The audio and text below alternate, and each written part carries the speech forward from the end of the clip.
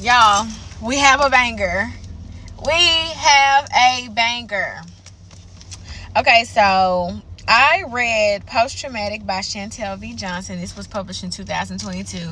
I remember when this book came out, and Jalen over at the Bar in the Bookcase was very excited for this. It was on his, I'm such a freak that I know this, but it was on his mid-year freakout tag, and then he ended up reading it, and he ended up manifesting her coming on his podcast, because in the show he was like, I'm gonna see if I can get her on the show to have a conversation.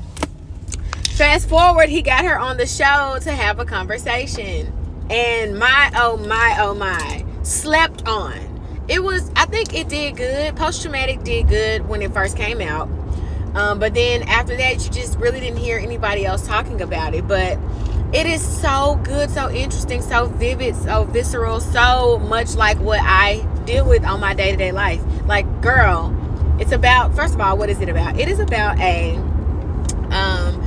Black and Puerto Rican lawyer living in New York City, working in a mental hospital, and also just trying to cope with all of the traumas that she has experienced in her personal life, along with trying to help others get through their traumas and their experiences and to move on and have a better life. But also, intertwined in that story, or the weavings of the story, is she's not okay.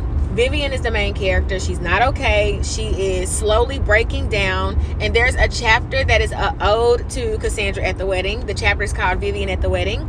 Cassandra at the Wedding was one of my favorite books. I couldn't put it in any favorites category because I had read it.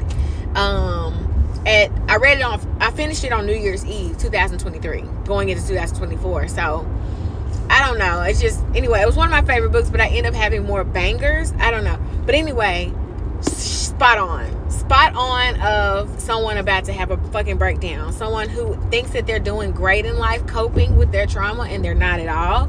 Someone who has to figure it out and also decides to go and seek therapy for the issues that they have. But this is also about someone who is also just self-aware enough to know that they aren't okay, but they're trying to be. And I just really, really enjoyed this. It is just, it's so good. I'm on my way to take it back to the library now, because I feel like somebody needs to check this out. You know, I don't want to hold it any longer, because I feel like someone needs to check it out. And I'm just going to buy my own copy, because this is definitely going to be a reread many, many times in the future. Pick it up if you have not already. Chantel V Johnson's Post Traumatic.